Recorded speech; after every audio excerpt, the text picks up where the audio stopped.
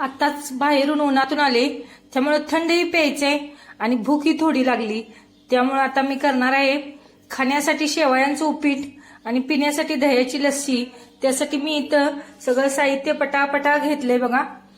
याच्यावरती ओट्यावरती शेवया भाजून घेतल्यात 2-2.5 वाट्या आणि फोडणीला टाकण्यासाठी इथं तेल गरम केलेलं आहे.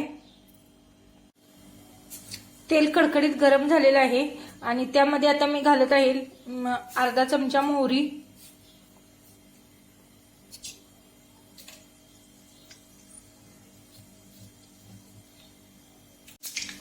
अर्धा चमचा जिरे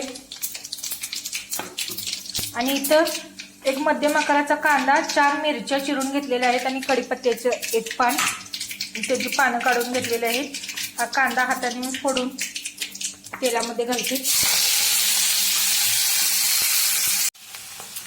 चवीपुरतं मीठ आणि अर्धा चमचा हळद.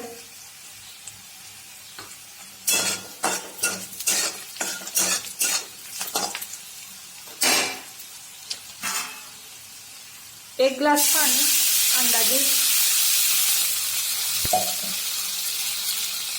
आणि उकळी आल्यानंतर टाकणार आहे शेवया. शेवया सुंदर अशा भाजलेल्या आहेत बघा. पांढरे राहिलेले नाहीत आणि करपलेलेही नाहीत. पिवसर तांबूस रंगावरती शेवया भाजलेल्या आहेत. शेवया सुंदर अशा भाजलेल्या आहेत बघा. करपलेले नाहीत आणि पांढरटही राहिलेले नाहीत. पिवसर तांबूस रंगावरती शेवया चांगल्या भाजलेल्या आहेत. आता पाण्यालाही उकळी आलेले आहे. कोथिंबीर टाकून घेऊया आणि ह्या गॅस बारीक करून शेवया याच्यामध्ये घालूया.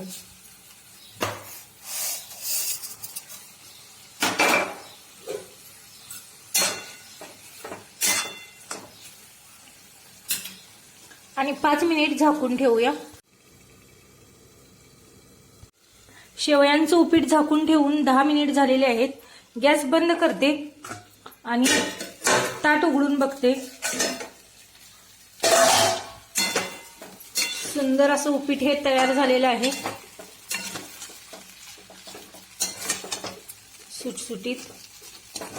आणि हे आता 5 मिनिटांनं खाण्यासाठी आपण सर्व करायचं आहे.